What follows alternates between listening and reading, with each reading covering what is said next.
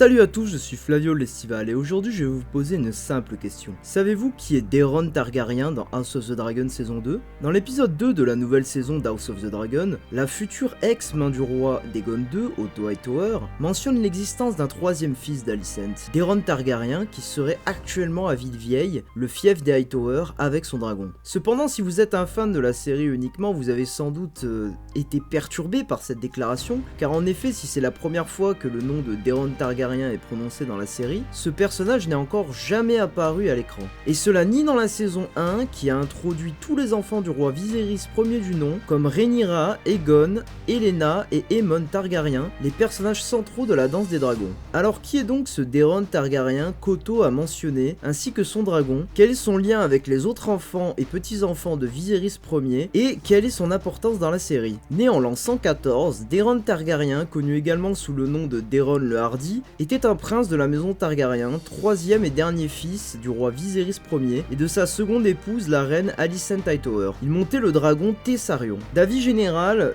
Daeron est le plus charmant et le plus doux des trois fils du roi Viserys Ier et de la reine Alicent Hightower. Prince le plus populaire à la cour, il est intelligent, courtois et séduisant. Né presque en même temps que son neveu Jaehaerys Velaryon, Daeron Targaryen partage une nourrice avec ce dernier sur ordre du roi Viserys Ier, qui espérait créer un lien fraternel entre les deux enfants. Ces naissances rapprochées alimentent encore plus les rumeurs de bâtardise de Jaehaerys, car contrairement à lui, son frère de lait présentait des traits typiquement targaryens. Daeron et ses frères, Aegon et Aemond, grandissent à la cour de Port-Réal aux côtés des fils de leur demi-sœur, Rhaenyra, Jaehaerys Lucerys et Joffrey Velaryon. Ils assistent au même festin, au même bal, aux mêmes réjouissances, s'entraînent parfois avec les mêmes maîtres d'armes, étudient avec les mêmes maîtres, mais cette proximité forcée ne sert qu'à alimenter leur détestation mutuelle. La rivalité d'Alicent Hightower et de Rhaenyra se transmet à leurs fils respectifs. Leur père, Viserys Ier Targaryen, ayant désigné Rhaenyra comme héritière des 7 couronnes, le trône de fer semble alors promis aux enfants Velaryon, ce que les princes Targaryens considèrent comme une spoliation de leurs droits. En l'an 120,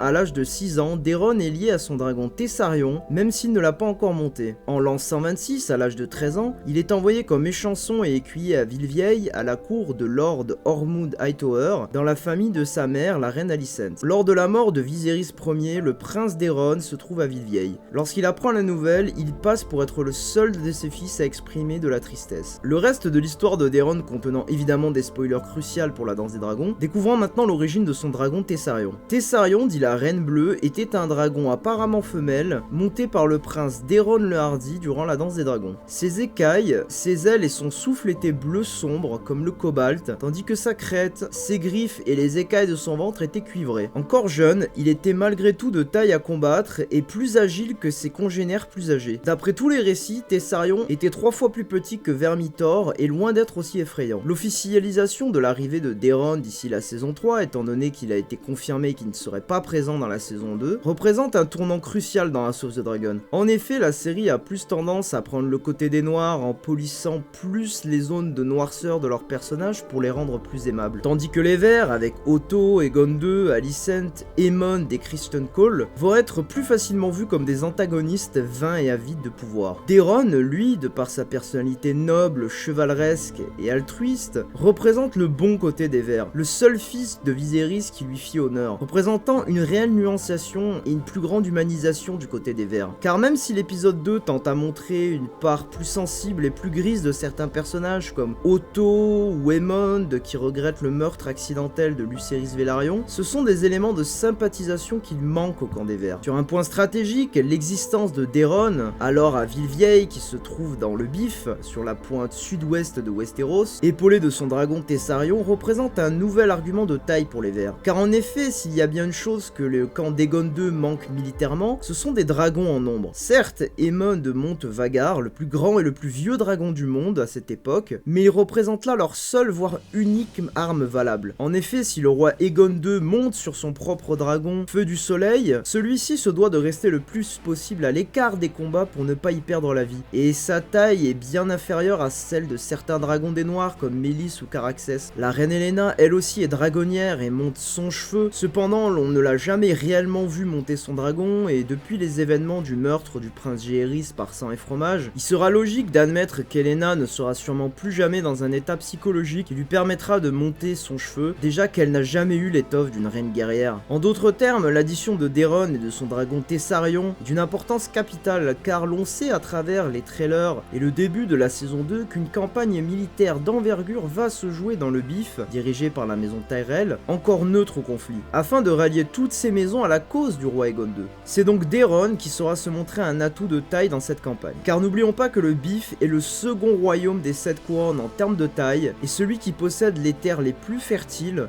le plus de ressources et également la plus grande armée de tout Westeros en termes de nombre d'hommes qu'elle est capable de fournir. Si Daeron le Hardy est absent durant la saison 1 ainsi qu'apparemment de la saison 2, en dehors d'une simple mention pour l'instant, c'est parce que les scénaristes de la série, notamment Ryan Condell, ont considéré qu'il n'y avait pas assez de temps dans la saison 1 pour introduire proprement son personnage. La saison 2 ayant été réduite à 8 épisodes pose le même problème. Il est vrai que cela fait souffrir son personnage car contrairement à tous les autres fils et filles de Viserys Ier, on ne l'aura vu ni grandir, ni interagir avec ses semblables, ni affronter ses peurs, ses vices et ses doutes, à l'instar d'Aemond ou d'Aegon. L'introduction tardive de son personnage risque de créer une plus grande confusion que sa mention a provoqué chez les fans de la série, et beaucoup risquent d'avoir du mal à s'intéresser à ce personnage. En effet, un de ses traits qui lui attire le plus de sympathie dans la communauté, c'est le fait qu'il soit le seul fils des Verts à éprouver de la tristesse quand son père, le roi, décède. Et son arrivée à la saison 3, longtemps après la mort de celui-ci, empêche évidemment ce moment de se produire. Vers la fin de l'arc narratif de son personnage, un de ces moments qui définit justement son personnage, intervient également à la mort du prince Melor, deuxième fils d'Aegon II, qui semble avoir aussi été oublié dans la série, étant donné qu'il est censé être né et présent lors de la scène du meurtre du prince Jaehaerys. Alors qu'en pensez-vous? Avez-vous hâte de voir Daeron le Hardy débarquer dans la saison 3 d'House of the Dragon,